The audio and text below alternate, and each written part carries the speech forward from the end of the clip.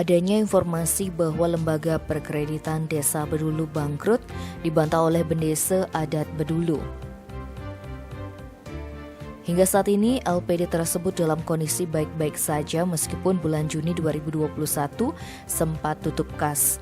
Bendesa Adat Bedulu Gusti Ngurah Serane Selasa 28 September mengatakan akibat isu bangkrut yang beredar, banyak nasabah yang melakukan penarikan.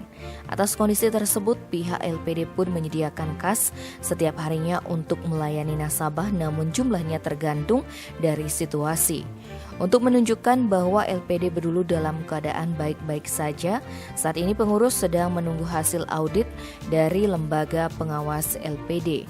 Sebelumnya juga telah dilakukan rapat desa membahas perihal tersebut. Menurutnya, audit dilakukan untuk menjawab pertanyaan masyarakat perihal kondisi keuangan LPD Bedulu agar datanya valid. Namun, pihaknya tidak memungkiri jika pihak Kejaksaan Negeri Gianyar sempat mendatangi LPD Bedulu atas kondisi tersebut sebab Kejari Gianyar ikut membina LPD Bedulu.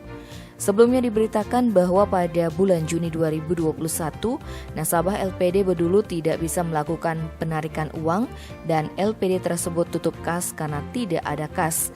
Terlebih penarikan tabungan memang dibatasi karena pada masa pandemi banyak yang menarik uang namun kredit macet. Tim Bali Express melaporkan.